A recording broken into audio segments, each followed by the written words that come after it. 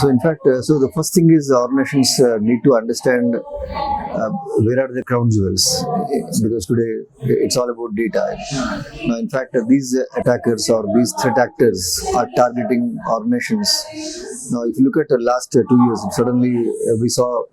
See, the tradition was banks were targeted, financial institutions targeted, but suddenly we see a huge healthcare sector has been one of the biggest target, because that's where the whole juice is, or that's where the whole attraction, because every healthcare sector, medical sector, because suddenly, so those are now being targeted. So the point is about the threat actors will keep looking at new ways how they can get access to the crown jewels. So I think fundamentally the important point to start with for any CIO CISO is basically to understand what is the overall strategy, where are my crown jewels, how do I protect that, because while we keep talking about overwhelming security controls, because it's very important to understand we are the custodians for the data, and end of the day, the threat actors are looking at how do they get access to the data, whatever ways. Earlier it was bypassing or getting through perimeter. Now they're trying to trick employee laptops by through phishing, because you don't. Today it's very easy to send a phishing email with a malware attachment where employees who are not aware.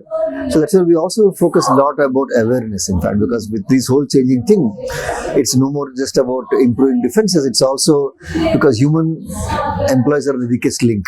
Now that one single weakest link, the threat actors can get through that email, that phishing email, and then they can get access to the data. So I think it's a complete. In fact, if I can say, the efforts has to go just not putting defenses, controls, but holistically look at how they can improve the employee element, the human element, because human element is one of the biggest. Because most of the breaches, what we saw, the threat actor did not enter the perimeter or did not enter through some other means. He was just sent a much simpler phishing email, which probably that not so aware employee clicked that attachment, and that's how they entered and they got access to the corporate systems. I think that's the.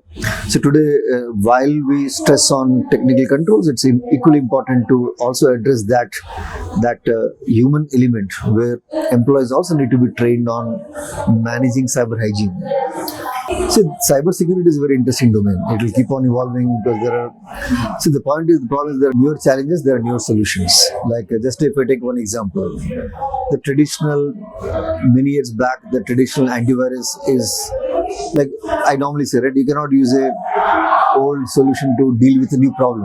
You need a new solution. So that if you look at one category, that if I take that antivirus as an example, now traditional antivirus has been, now we are talking about, I think few years back we started talking about EDR. It's not just about endpoint detection response. Now the whole industry is talking about XDR, because even the EDR is not sufficient. You need extensible, because today I think thanks to AI, ML, data, because we're living with a lot of data, a lot of threat intelligence information can come from outside.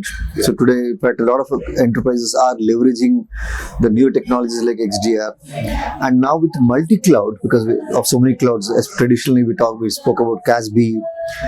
Now cloud security posture management is also picking up, because you need because the CISO, CIOs need assurance that while I'm in multi-cloud, how do I get information of all the cloud into one single dashboard to get a visibility of all my cloud security posture, because even today a lot of enterprises are still dealing with that small misconfiguration issues which threat actors exploit.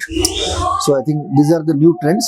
One is of course the whole traditional antivirus moving to EDR, XDR, and maybe people talk now MDR, right? Because you cannot manage it in-house. You may want a partner to manage it.